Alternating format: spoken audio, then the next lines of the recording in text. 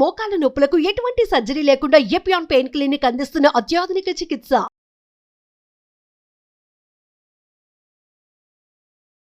ప్రస్తుతం మనతో పాటు ఉన్నారు ఒమేగా హాస్పిటల్స్ ఎండి ఫౌండర్ డాక్టర్ మోహన్ వంశీ గారు. ఒకసారి డాక్టర్ గారితో మాట్లాడదాం. సార్ నమస్తే అండి. నమస్తే అండి. డాక్టర్ గారు ఒకటి చెప్పండి, ఏంటంటే జనరల్గా క్యాన్సర్ వచ్చినప్పుడు ఇలాంటి లక్షణాలు ఉంటాయి, లేకపోతే ఇలాంటి సిమ్టమ్స్ ఉంటాయి, లేకపోతే ఇలాంటి చేంజెస్ ఉంటాయి బాడీలో, ఈ పార్ట్లో ఉంటాయి ఆ పార్ట్లో ఉంటాయి, అలా చెప్తూ ఉంటారు కదా. బట్ క్యాన్సర్స్లో రకరకాల క్యాన్సర్స్ ఉన్నాయి. ఏ క్యాన్సర్ వచ్చినా ఒకే రకమైన లక్షణాలు కనిపిస్తాయా, లేకపోతే క్యాన్సర్కి వేరే వేరే లక్షణాలు కనిపిస్తూ ఉంటాయా? జనరల్లీ క్యాన్సర్కి వేరే లక్షణాలు ఉంటాయండి. ఓహో. బట్ కొన్ని లక్షణాలు కామన్గా ఉంటాయి. అంటే ఏదైనా కూడా కొన్ని ఉండవచ్చు. అవి ఉంటే క్యాన్సర్ కావచ్చు అని అర్థం తప్ప అవి ఉంటే క్యాన్సర్ ఉందని కాదు. మోస్ట్ ఇంపార్టెంట్ థింగ్ ఆకలి తగ్గిపోవటం, లాస్ ఆఫ్ హెపటైట్, తినాలనిపించకపోవటం. ఫుడ్ ఉంటుంది, కొంచెం ఆకలిగానే ఉంటుంది, ఫుడ్ ప్లేట్ టేబుల్ దగ్గరికి వెళ్తారు, తినకుండా వెనక్కి వచ్చేస్తారు. డిస్టేస్ట్ ఫర్ ఫుడ్, ఎంతో ఇష్టమైన ఫుడ్ అది, కానీ తినబుద్ధి కావట్లేదు, తిన్న టేస్ట్ సరిగా తెలియడం లేదు. తర్వాత అన్ఎక్స్ప్లెయిన్డ్ వెయిట్ లాస్, అంటే చాలామంది వెయిట్ తగ్గుతుంటారు, కావాలని తగ్గుతుంటారు. వీరు మామూలుగా తింటున్నారు, మామూలుగా తన పని తను చేసుకుంటున్నారు, సేమ్ డైట్ తింటున్నారు, కానీ వెయిట్ తగ్గిపోతున్నారు. Very important warning signal of cancer. మూడోది లో grade fever, not high, 99.5, once in a day or twice a day fever వస్తుంటుంది, మెలేజ్ ఉంటుంది, ఒళ్ళని నొప్పులుగా ఉండటం, పని చేయాలనిపించకపోవటం, లాంగ్ టర్మ్, అంటే ఇమీడియట్ 4 రోజులు కాదు. మీకు నాకు కూడా వైరల్ ఫీవర్ వస్తే మెలేజ్ ఉంటుంది, మైల్డ్ వైరల్ ఫీవర్ వస్తే లో గ్రేడ్ ఫీవర్ ఉంటుంది. సో ఏమైనా రావచ్చు అది. అలా కాకుండా లాంగ్ టర్మ్, ఎక్కువ రోజులు, associated with weight loss, distaste for food, ఆకలి తగ్గిపోవటం, ఇవన్నీ కనుకుంటే క్యాన్సర్ కావచ్చు. ఓల్డెన్ డేస్లో 30-40 ఏళ్ల క్రితం ట్యూబర్క్లోసిస్కి ఇవే సిమ్టమ్స్ కనబడేవి. ఇప్పుడు ట్యూబర్క్లోసిస్ ఇండియాలో బాగా తగ్గిపోయింది. ఇప్పుడు ఈ సిమ్టమ్స్ అన్నీ కూడా ఎవరికైనా వస్తే క్యాన్సరే. ఇప్పటికీ కూడా చాలాసార్లు లంగ్లో ఒక షాడో కనపడినా, ఇలాంటి సిమ్టమ్స్ ఉన్నా చాలామంది ఓల్డ్ డాక్టర్స్ ఇంకా టీబీ మెడిసిన్స్ రాసేస్తుంటారు. 30-40 ఏళ్ల క్రితం లంగ్లో షాడో కనపడంగానే ముందు ఏటీటీ అంటే anti tubercular treatment రాసేసేవాళ్ళు.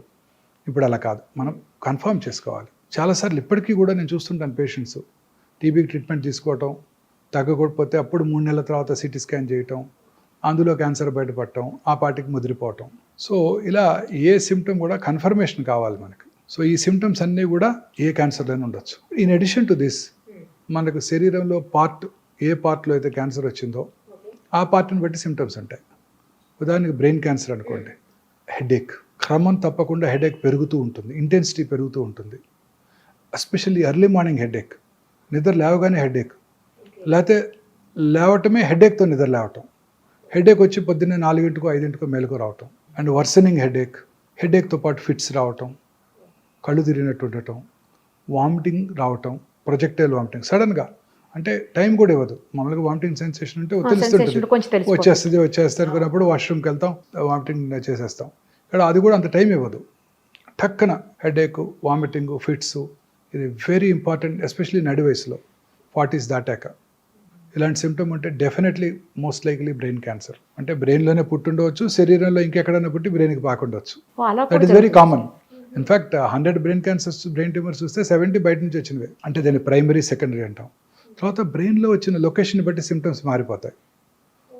Motor cortex అంటారు, పెరైటల్ ఏరియా, అక్కడ వచ్చినట్టయితే ఆపోజిట్ సైడ్ కాలో చెయ్యో వీక్ అవటం, పడిపోవటం, కాలు పడి పూర్తిగా పక్షవాతం రావటం.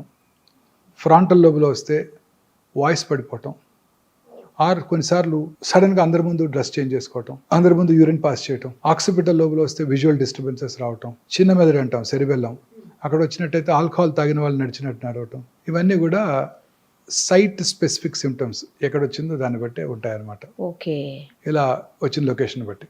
అదే కొంచెం కిందకు వచ్చామనుకోండి, oral cavity cancers very common. South ఇండియాలో కామనెస్ట్ క్యాన్సర్ ఓరల్ క్యావిటీ క్యాన్సర్సే పురుషుల్లో.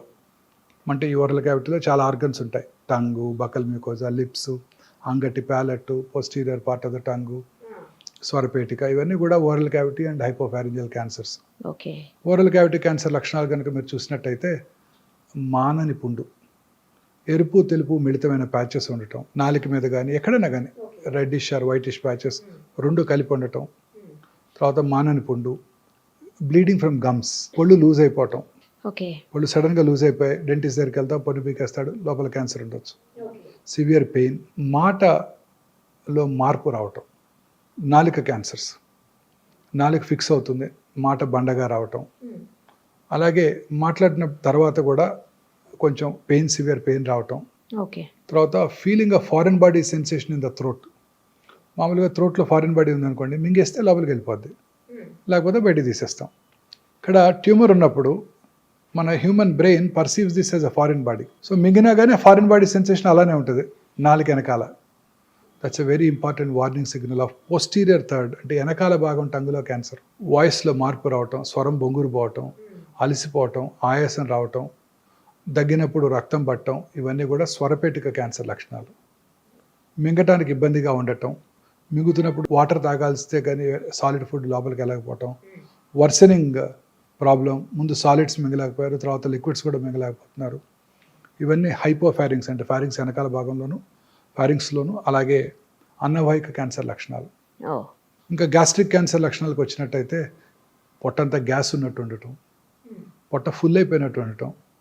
ఒక వెరీ ఇంపార్టెంట్ వార్నింగ్ సిగ్నల్ ఏంటంటే కొంచెం ఫుడ్ తీసుకున్నా పొట్ట ఫుల్ అయిపోవటం. నార్మల్గా మీరు బ్రేక్ఫాస్ట్కి 4 ఇడ్లీలు తింటారు రోజు, ఇప్పుడు 2 తినగానే పొట్ట ఫుల్ అయిపోతుంది. You don't feel like eating, you feel full.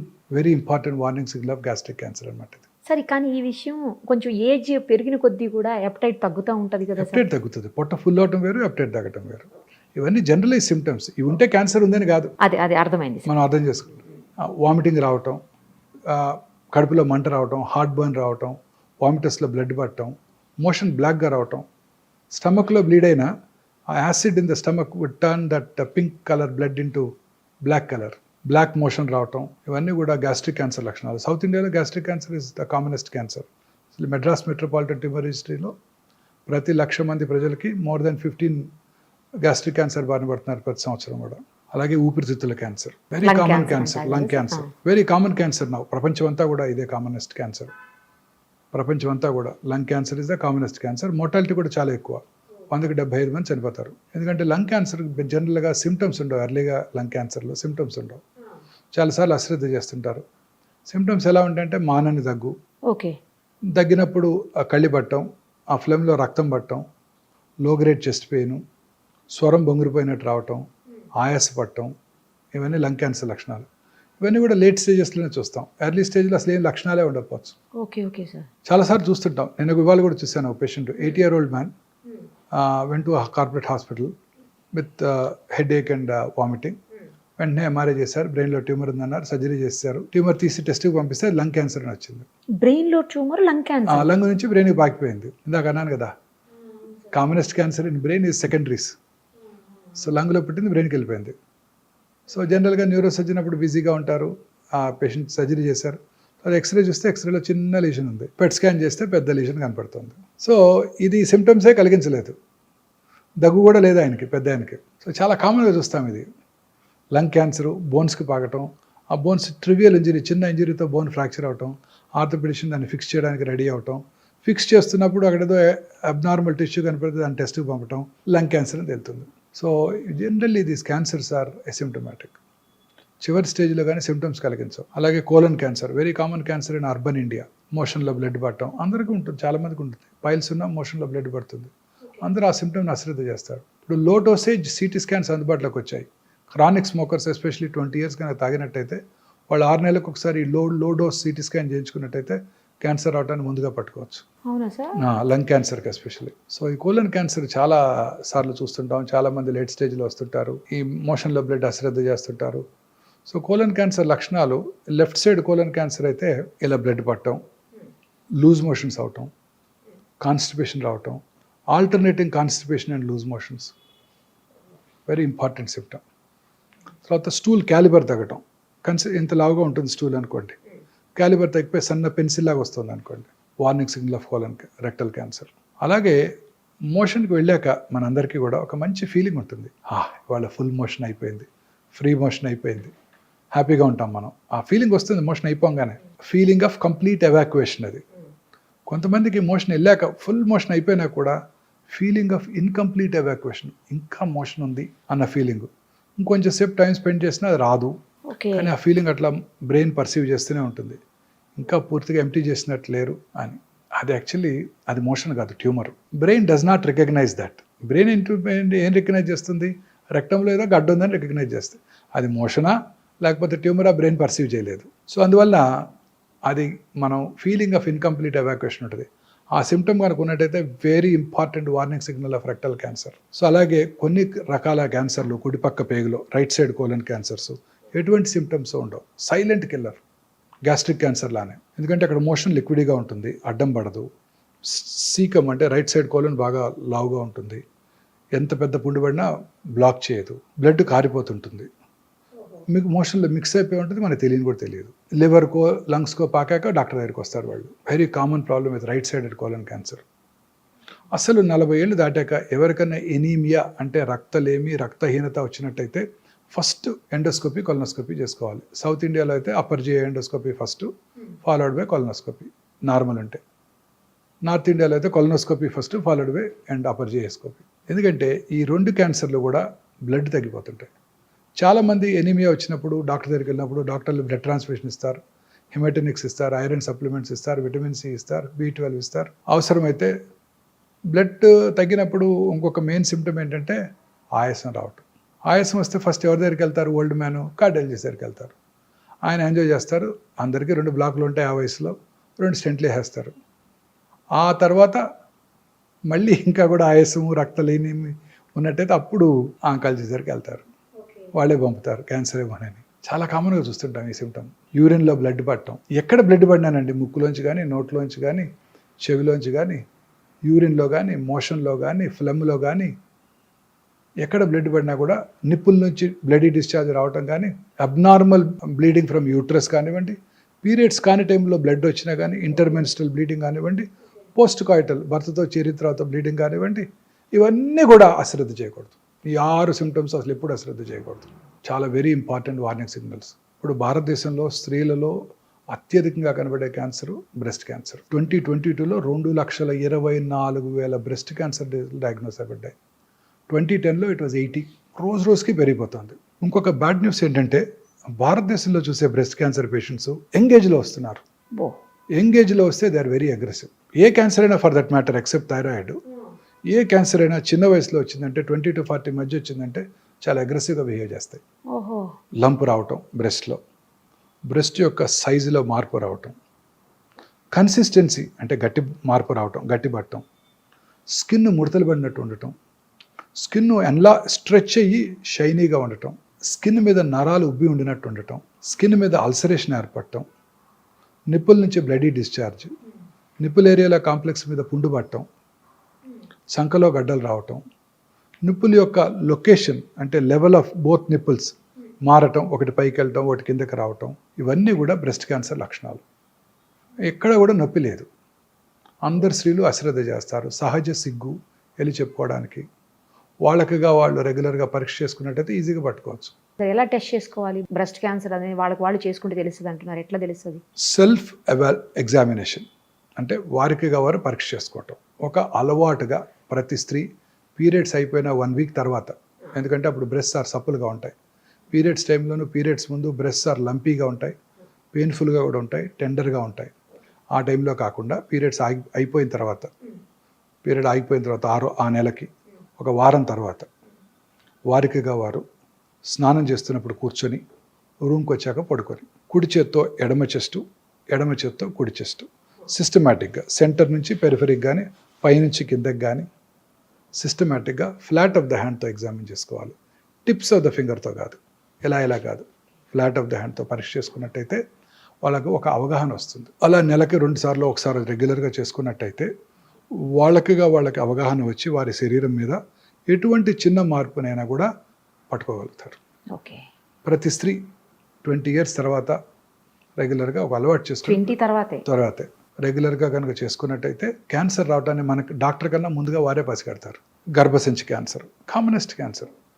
Periods కాని టైంలో బ్లడ్ పట్టడం, intermenstrual bleeding, post coital bleeding, low grade lower abdominal pain, white discharge, ఇవన్నీ ప్రతి స్త్రీ చూస్తూనే ఉంటారు. నొప్పి కలిగించో అశ్రద్ధ చేస్తారు. బట్ ఈ గర్భసంచి cancer is especially seen in people belonging to lower socio economic strata, poorer sections of the society. ఎందుకంటే వాళ్ళలో సరి అయిన అవగాహన లేకపోవడం, హైజీన్ మీద, మెన్స్ట్రల్ పీరియడ్స్ టైంలో సరి అయిన హైజీన్ మెయింటైన్ చేయకపోతే హ్యూమన్ పాపిలోమేటస్ వైరస్ హెచ్పివి వైరస్ ఎక్కువగా వ్యాప్తి చెంది ఈ క్యాన్సర్లు వస్తుంటాయి.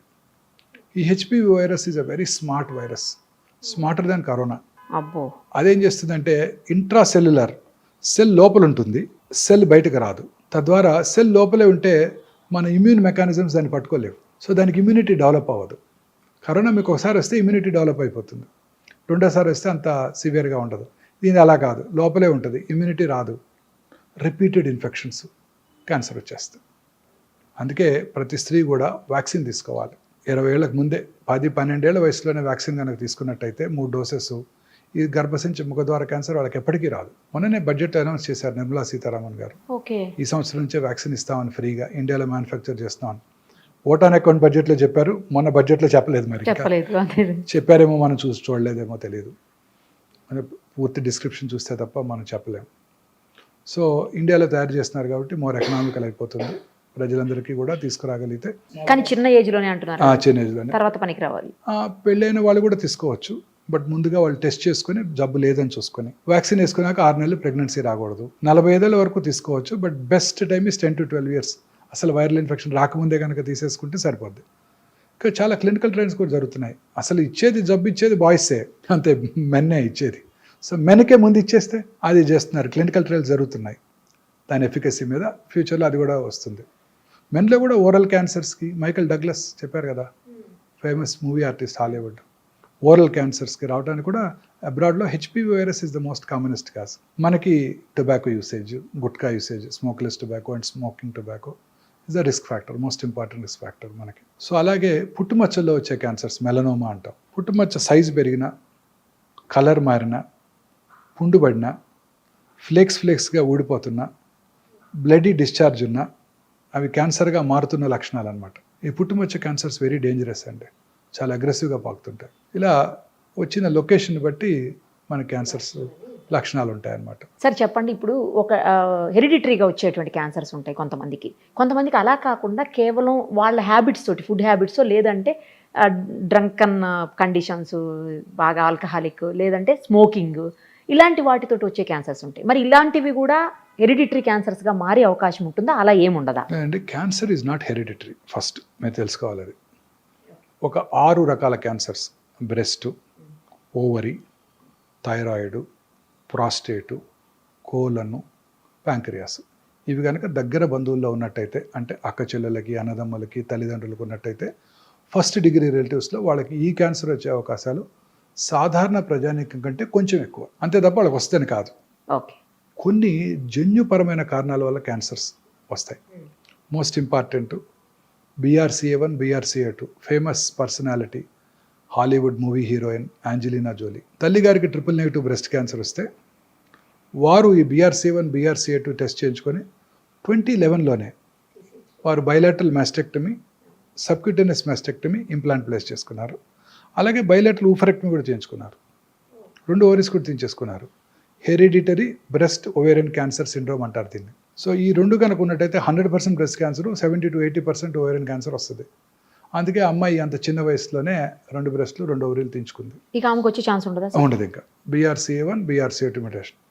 మొన్న మధ్య హంసానందని గారు కూడా అనౌన్స్ చేశారు, వారికి ట్రిపుల్-నెగిటివ్ బ్రెస్ట్ క్యాన్సర్, వారికి BRCA1 పాజిటివ్ ఉందని. వారికి కూడా బ్రెస్ట్ క్యాన్సర్ వచ్చే అవకాశాలు 90%, ఓవేరియన్ క్యాన్సర్ వచ్చే అవకాశాలు 60 to 70%. సో ఈ BRCA1, BRCA2 పాజిటివ్ ఉంటే వాళ్ళకి రిస్క్ రిడక్షన్ సర్జరీస్ అని ముందే చేయించుకున్నట్టయితే క్యాన్సర్ రాకుండా కాపాడుకోవచ్చు. తర్వాత కొన్ని రకాల thyroid cancers, medullary thyroid carcinoma, red gene అంటారు, RET జీన్, రెడ్ జీన్, అది కనుక్కున్నట్టయితే వాళ్ళకి ఆ క్యాన్సర్ వస్తుంది. మల్టిపుల్ ఎండోక్రైన్ నియోప్లేషియా అని కూడా అంటారు. సో వాళ్ళకి ఆ మెడులరీ కార్సినోమా ఉండి రెడ్ జీన్ కనుక పాజిటివ్ ఉంటే వాళ్ళ పిల్లలకి థైరాయిడెక్టమీ చేసేయాలి ఫస్టే. ఎప్పుడు చేయాలి? 1 year రాకముందే చేసేయాలి, అప్పుడే బెస్ట్ సర్వ్డ్. అంత చిన్న ఏజ్. రెడ్ జీన్ పాజిటివ్ ఉంటే 1 year రాకముందే చేసేసేయాలి థైరాయిడ్ సర్జరీ, టోటల్ థైరాయిడెక్టమీ చేయించేసుకోవాలి. అలాగే FAP gene, familial adenomatous polyposis coli, ఈ FAP జీన్ పాజిటివ్ ఉన్న వాళ్ళలో 35 నుంచే క్యాన్సర్లు వచ్చేస్తుంటాయి కోలంలో. ఆ FAP జీన్ పాజిటివ్ ఉంటే 35 years రాగానే కొలనోస్కోపీ చేయించుకొని, లేకపోతే ముందుగానే కొలనోస్కోపీ స్క్రీనింగ్ చేసుకుంటూ పాలిప్స్ కనుక డెవలప్ అయిన వెంటనే టోటల్ ప్రాక్టోకోలెక్టమీ చేసేసుకుంటే ఆ క్యాన్సర్ రావడాన్ని మనం నిరోధించవచ్చు. అలాగే hereditary non polyposis colon cancer కూడా ఉంది. లించ్ సిండ్రోమ్ అంటారు, వాళ్ళకు కూడా ఈ కోలన్ క్యాన్సర్ స్క్రీనింగ్ రెగ్యులర్గా చేసుకోవాల్సి ఉంటుంది. సో ఇంకా ఇతరత్ర ఫుడ్ హ్యాబిట్స్ వలన మీరు అన్నట్టు స్మోకింగు, ఆల్కహాల్ వలన క్యాన్సర్స్ వస్తాయి. వాళ్ళలో అవి జనరల్గా వంశపారంపర్యం కాదు, అవి జనరల్గా లేట్ ఏజ్లో వస్తుంటాయి. ఓకే. సో స్మోకింగ్ చేసే వాళ్ళను, గుట్కా తినే వాళ్ళలో ఈ క్యాన్సర్స్ చూస్తుంటాం చాలా రెగ్యులర్గా.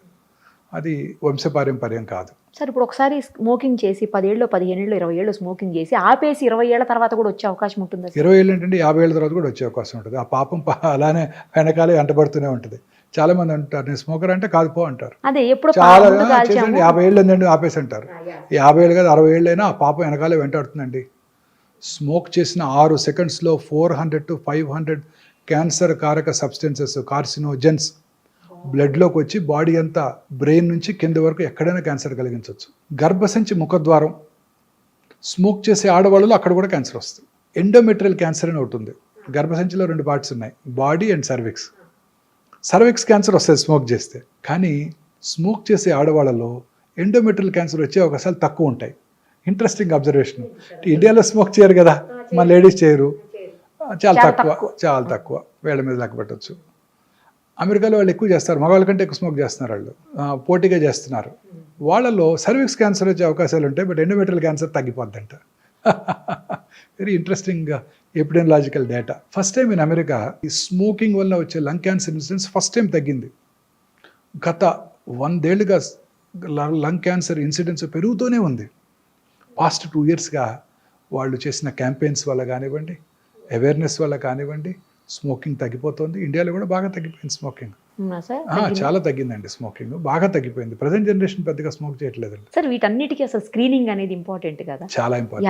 ఎలా అసలు అంటే ఎలా తెలుస్తుంది, ఎప్పుడు చేయించుకోవాలి, ఎలా చేయించుకోవాలి? అన్ని క్యాన్సర్స్కి స్క్రీనింగ్ లేదండి. కొన్ని కామన్ క్యాన్సర్స్, ఉదాహరణకి గర్భసంచి ముఖద్వార క్యాన్సర్, దాన్ని అసలు ప్రివెంటే చేయవచ్చు. నేను చెప్పిన ఇందాక వైరస్ వ్యాక్సిన్ తీసుకోవడం ద్వారా, దాన్ని ప్రైమరీ ప్రివెన్షన్ అంటాం. సెకండరీ ప్రివెన్షన్ కూడా ఉంది దానికి. గర్భసంచి క్యాన్సర్ రావడానికి ముందే లాంగ్ ప్రీ క్యాన్సరస్ ఫేజ్ ఉంటుందండి. అంటే క్యాన్సర్ అవడానికి ఒక 5-6 ఏళ్ల ముందే పట్టుకోవచ్చు, ఇది అశ్రద్ధ చేస్తే క్యాన్సర్గా మారుతుందని, చిన్న పాప్స్మియర్ టెస్ట్ చేసుకోవడం ద్వారా. సో అలాంటి ప్రీ క్యాన్సరస్ ఫేజ్లో కనుక్కుంటే ఆ గర్భసంచి తీసేస్తే వాళ్ళకి ఇంకా క్యాన్సర్ రాదు. దీన్ని సెకండరీ ప్రివెన్షన్ అంటాం. అలాగే గర్భసంచి క్యాన్సర్ వచ్చిందో లేదో తెలుసుకోవడానికి simple test Pap smear, liquid based Pap smear అంటారు. ప్రతి సెక్షువల్లీ యాక్టివ్గా అయినాక, అంటే పెళ్ళైనాక ఫస్ట్ 1 year సంవత్సరానికి ఒకసారి, 3 ఏళ్ళ తర్వాత నుంచి 2-3 ఏళ్ళకి ఒకసారి పాప్స్మియర్ చేయించుకోవడం ద్వారా మనం ఈ క్యాన్సర్ రావడాన్ని ముందుగా పసిగట్టవచ్చు. మన ఇండియన్ ఉమెన్ అయితే ఎస్పెషలీ కోస్టల్ ఆంధ్రప్రదేశ్, తమిళనాడు, ఒరిస్సాల్లో ఈ క్యాన్సర్ ఇన్సిడెన్స్ చాలా ఎక్కువ. కారణం ఏంటంటే పావర్టీ, రెండోది హైజీనిక్ ప్రాక్టీసెస్ మీద అవగాహన లేకపోవటం, మూడోది తేమ కలిగిన వాతావరణంలో ఈ వైరస్ ఎక్కువగా వ్యాప్తి చెందుతుంది. అక్కడ హ్యూమిడిటీ ఎక్కువ ఉంటుంది కదండి సముద్ర తీరంలో, వాళ్ళలో ఈ వైరస్ ఎక్కువగా వ్యాప్తి చెంది క్యాన్సర్ ఎక్కువ వస్తుంది. వాళ్ళు సంవత్సరానికి ఒకసారి పాప్స్మియర్ టెస్ట్ చేసుకోవడం ద్వారా క్యాన్సర్ రావడానికి ముందుగా పసిగట్టవచ్చు. సో ఎర్లీగా పట్టుకుంటే క్యూర్ అయిపోతుంది. Okay sir. ఇది first. Second breast cancer. Breast క్యాన్సర్కి 3 ఆర్మ్స్ ఉన్నాయి. ఒకటి సెల్ఫ్ ఎగ్జామినేషన్, ఇందాక మనం డిస్కస్ చేసాం. రెండోది మ్యామోగ్రఫీ పరీక్ష. చాలా మందికి అపోహలు ఉన్నాయి, మ్యామోగ్రఫీ పరీక్ష చేయించుకుంటే దాంట్లో రేడియేషన్ ఎక్స్పోజర్ ఉంటుంది, బాగా గట్టిగా నొక్కేస్తారు బ్రెస్ట్ని, చాలా పెయిన్ఫుల్గా ఉంటుంది. ఇవన్నీ కూడా అపోహలు మాత్రమే. ఇప్పుడు కొత్తగా వచ్చిన డిజిటల్ మ్యామోగ్రామ్స్తో రేడియేషన్ ఎక్స్పోజర్ బాగా తగ్గిపోయింది, కంప్రెషన్ కూడా పెద్దగా ఉండదు. 3D డిజిటల్ మ్యామోగ్రఫీలో అయితే అసలు కంప్రెస్ చేయకుండానే మనం రేడియోగ్రామ్ తీసుకోవడానికి అవకాశం ఉంది. ప్లస్ జనరల్గా మ్యామోగ్రామ్ చేయించుకోవటం కూడా పీరియడ్స్, ఆ నెల పీరియడ్స్ అయిపోయిన తర్వాత 1 వారం తర్వాత చేయించుకుంటే పెయిన్ పెద్దగా ఉండదు. సో మ్యామోగ్రఫీ పరీక్ష బేస్ లైన్ 30, 35, 40, ఆ తర్వాత 2-3 ఏళ్ళకి ఒకసారి 50 వరకు, 50 నుంచి 65 మాత్రం సంవత్సరానికి ఒకసారి మ్యామోగ్రఫీ చేయించుకోవడం ద్వారా ఖచ్చితంగా పట్టుకోవచ్చు. స్కార్డ్ బ్రెస్ట్ అంటే బ్రెస్ట్ లంపెక్టమీలో కనుక చేస్తున్నట్టయితే ఇంతకుముందు, అప్పుడు మ్యామోగ్రఫీ పెద్ద యూస్ఫుల్గా ఉండదు. చాలామంది ఇంప్లాంట్స్ పెట్టుకుంటుంటారు, వాళ్ళలో కూడా మ్యామోగ్రఫీ యూస్ఫుల్గా ఉండదు. వాళ్ళకి ఎంఆర్ మ్యామోగ్రఫీ చేయాల్సి ఉంటుంది, మ్యాగ్నెటిక్ రెజొనెన్స్ మ్యామోగ్రామ్. ఇప్పుడు కొత్తగా పెట్ ఎంఆర్ మ్యామోగ్రామ్ కూడా అందుబాటులోకి వచ్చింది. PET MR mammogram first time ఇండియాలో హైదరాబాద్లోనే అందుబాటులోకి వచ్చింది. మన దగ్గర ఉందండి. పెట్ ఎంఆర్ మ్యామోగ్రామ్ చేసుకోవడం ద్వారా ఆ క్యాన్సర్ని చాలా ఎర్లీగా ఐడెంటిఫై చేయవచ్చు. ఎంఆర్ మ్యామోగ్రామ్లో మ్యామోగ్రఫీలో ఉన్న రేడియేషన్ ఎక్స్పోజర్ కూడా ఉండదు, and MRI is no radiation కదా. ఇది కూడా స్క్రీనింగ్ పనిచేస్తుంది. అది చేయించుకుంటే ఎక్కువ కొంచెం గ్యాప్ తీసుకోవచ్చా నెక్స్ట్ దానికి? అలానే లేదండి, టైంకి చేసుకోవాల్సిందే. ఆ ఫేమస్ ఎగ్జాంపుల్ మార్టినా నవరతులవా, ప్రతి ఇయర్ జనవరిలో చేసుకుంటుంది, unmarried lady. So she doesn't have children. So వాళ్ళకి రిస్క్ ఎక్కువ. పిల్లలు లేని వాళ్ళకి, లేట్గా ఫస్ట్ చైల్డ్ పుట్టిన వాళ్ళకి, family history of breast cancer ఉన్న వాళ్ళకి, ఒక సైడ్ బ్రెస్ట్ క్యాన్సర్ వచ్చి ఉంటే రెండో సైడ్ వచ్చే అవకాశాలు ఎక్కువగా ఉంటాయి. మూడోది వయసు పెరిగే కొలది. ఇవన్నీ బ్రెస్ట్ క్యాన్సర్ రిస్క్ ఫ్యాక్టర్స్. జనవరికి అమ్మాయి మ్యామోగ్రామ్ చేయించుకునేది. సో సడన్గా జనవరి బదులు మేలో చేయించుకున్నారు, వచ్చేసింది చిన్న లంపు. అప్పుడు she was a commentator for French open. అప్పుడు సో సర్జరీ చేయించుకొని she was giving commentary for the French open tennis. So అందుకని టైంకి చేయించుకోవాలి, సంవత్సరానికి ఒకసారి 50 దాటాక. ఎస్పెషల్లీ రిస్క్ ఫ్యాక్టర్స్ ఉన్న స్త్రీలు, ఒబీస్ ఉమెను, స్మోక్ చేసే ఉమెను, ఆల్కహాల్ తాగే ఉమెను, వీళ్ళందరికీ రిస్క్ ఎక్కువ అండి. ఒబిసిటీతో అన్ని క్యాన్సర్స్ ఎక్కువైపోతాయి. రాత్రిపూట మనం ప్రశాంతంగా 7ంటికో 8ంటికో భోజనం చేసేసి 9ంటికి అలా పడుకొని నిద్రపోతే పొద్దున్నే ఒక చక్కటి ఎర్లీ మార్నింగ్ 1 o'clock 2 o'clock ఒక హార్మోన్ ఉత్పత్తి అవుతుంది. ఆ hormone has a strong anti cancer properties. So ఈ రాత్రిపూట పనిచేసే పురుషుల్లోనూ స్త్రీలలో ముఖ్యంగా బ్రెస్ట్, కోలను, ఓవేరియన్ క్యాన్సర్, పురుషుల్లో అన్ని రకాల క్యాన్సర్లు, ప్రాస్టేట్ క్యాన్సర్తో సహా అన్నీ వచ్చేస్తాయి వాళ్ళకి. ఆ యాంటీ క్యాన్సర్ హార్మోన్ ఉత్పత్తి ఆగిపోతుంది. మీరు కూడా రాత్రి లేటుగా పడుకొని, నేనైనా రాత్రిపూట లేటుగా పడుకునే ముందు ఒక అరగంట టీవీ చుట్టం, అన్ని ఛానల్స్, తర్వాత మళ్ళీ బెడ్ ఎక్కాక కూడా డార్క్లో మళ్ళీ ఆ blue screen, mobile screen, WhatsApp messages answer చేయటం, వీటిలో ఆ హార్మోన్ ఉత్పత్తి తగ్గిపోతుంది, క్యాన్సర్ వచ్చే అవకాశాలు ఎక్కువగా ఉంటాయి. ఇన్ఫ్యాక్ట్ డార్క్లో పడుకోవడం బెటర్ అండి. పడుకోవటమే బెటర్. బెడ్ లైట్ ఉండకూడదు అసలు. ఒకవేళ బెడ్ లైట్ లేకపోతే మీకు బాగా భయంగా ఉంటుంది, నిద్ర పట్టదు అనుకుంటే చిన్న రెడ్ కలర్ లైట్ పెట్టుకోండి. రెడ్ కలర్ లైట్, లేదంటే అవతల రూమ్లో వేసి ఇక్కడ పడుకోవటమే. అంతే, ఏ కలర్ అయినా. ఇలాగనే చేస్తే మీకు హార్మోన్ ఉత్పత్తి ఎక్కువ ఉంటుంది, మెలటోనిన్ హార్మోన్. దానివల్ల క్యాన్సర్ రాకుండా ఉండే అవకాశాలు ఎక్కువ ఉంటాయి. ఇప్పుడు మన దైనందిన జీవితంలో వచ్చే మార్పులేండి క్యాన్సర్ అవడానికి కారణాలు. సో అప్రాక్సిమేట్లీ 22 years బ్యాక్ నేను బసవతారక హాస్పిటల్ డైరెక్టర్గా జాయిన్ అయిన రోజు హైదరాబాద్లో ఒక్కటే ప్రైవేట్ క్యాన్సర్ హాస్పిటల్, 45 మంది పేషెంట్లు. ఇవాళ 22 ఏళ్ల తర్వాత 45 క్యాన్సర్ హాస్పిటల్స్ ఉన్నాయి 2 తెలుగు రాష్ట్రాల్లో. ఒక్కచోట బెడ్ ఖాళీ లేదు. నా కళ్ళ ముందు వచ్చిన మార్పు అది. నాకు 13-14 years బ్యాక్ మీరు ఇచ్చిన ఇంటర్వ్యూలో ఆ రోజు చెప్పారు మీరు, ఇప్పుడు 10 మందిలో ఒక్కళ్ళకు కూడా కనిపించట్లేదు, 20 మందికి ఒక్కళ్ళకి అట్లా కనిపిస్తుంది, కానీ రాబోయే 10-15 ఏళ్ల తర్వాత నిరుపమ గుర్తుపెట్టుకో నువ్వు, మళ్ళీ మనం ఇంటర్వ్యూ చేద్దాం ఆ తర్వాత అని కూడా అన్నారు ఆ రోజు మీరు. ఇప్పుడు ప్రతి 9 మందిలో ఒకరు క్యాన్సర్ వస్తుంది. అదే చెప్పారు మీకు ఆ రోజు. 16 లక్షల న్యూ క్యాన్సర్ పేషెంట్స్. అది ICMR వారు ఇచ్చిన report, Indian council for medical research 2022లో వచ్చిన నెంబర్ ఆఫ్ క్యాన్సర్స్. అది ఎంతవరకు కరెక్ట్ అని చెప్పలేము. సరే, ఈ క్యాన్సర్స్ అన్నిటికీ కూడా ఇట్లాంటి స్క్రీనింగ్లు లేకపోతే మామూలు ఇలాంటివి కాకుండా బ్లడ్ టెస్టులతో తెలియదా? వచ్చేస్తాయండి, నియర్ ఫ్యూచర్లో వచ్చేస్తుంది. గ్రేల్ అనే కంపెనీ గ్యాలరీ అనే టెస్ట్ని లాంచ్ చేసిందండి. ఓకే. ఇప్పుడు కోలన్కి వచ్చింది ఒకటి, చాలా ఎక్స్పెన్సివ్, $1000. ఈ న్యూ టెస్ట్ వచ్చేసేది జస్ట్ సింపుల్ ఒక 5 ml బ్లడ్తో 50 క్యాన్సర్ డయాగ్నోస్ చేసేస్తుంది రావటాన్ని, గ్యాలరీ. బట్ ఆ test is going to be very useful ma'am. అవునా సార్? Very useful ma'am. బ్లడ్ టెస్ట్తోనే 50 క్యాన్సర్లు పట్టేయచ్చు. ఏది అనేది కూడా తెలిసిపోతుంది, ఏ క్యాన్సర్ అనేది. ఇప్పుడు కూడా వచ్చేసిందండి, లిక్విడ్ బయాప్సీ వచ్చేసింది. ఇప్పుడు కూడా పేషెంట్ దగ్గర మీరు ప్రతి పేషెంట్ బయాప్సీ చేయక్కర్లా.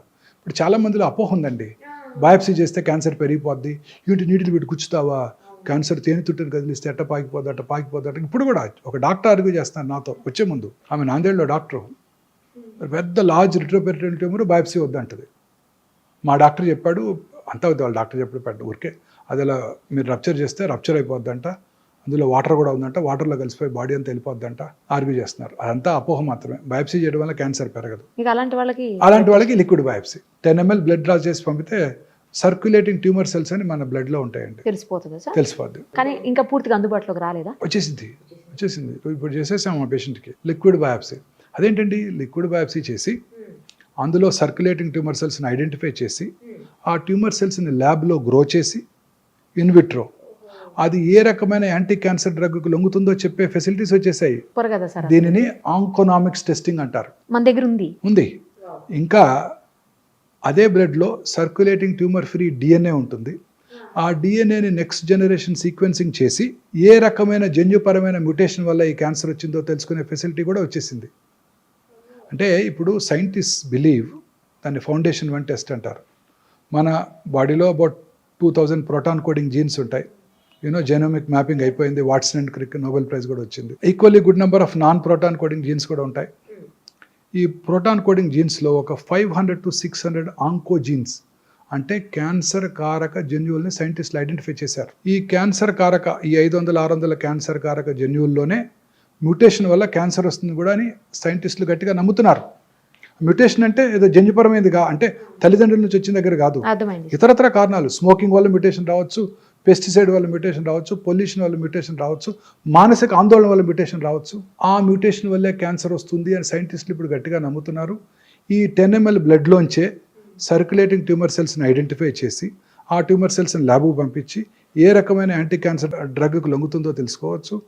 అలాగనే ఇదే బ్లడ్లో సర్క్యులేటింగ్ ట్యూమర్ ఫ్రీ డిఎన్ఏ ఉంటుంది. ఆ డిఎన్ఏని మనం ఈ ఎన్జిఎస్ చేసుకొని ఏ రకమైన జన్యుపరమైన మ్యూటేషన్ వల్ల ఈ క్యాన్సర్ వచ్చిందో తెలుసుకొని ఆ జన్యుపరమైన మ్యూటేషన్ని టార్గెట్ చేసే మెడిసిన్ ఉందా లేదా చూసి ఆ మెడిసిన్ ఇచ్చేస్తే అది కూడా క్యూర్ అయిపోవడానికి అవకాశం ఉంది.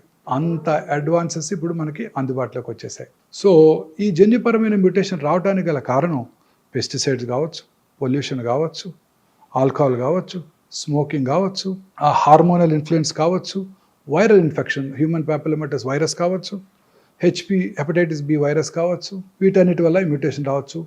అన్నిటికన్నా మోస్ట్ ఇంపార్టెంట్ నేను నమ్మేది ఏంటంటే, ఇన్ని 30 సంవత్సరాలు experience general surgery, oncology surgery practice చేసిన తర్వాత అన్నిటికన్నా మోస్ట్ ఇంపార్టెంట్ కాదు మానసిక ఆందోళన. మానసిక ఆందోళన వల్లే ఈ మ్యూటేషన్స్ వస్తున్నాయి, ఈ క్యాన్సర్లు పెరిగిపోతున్నాయి.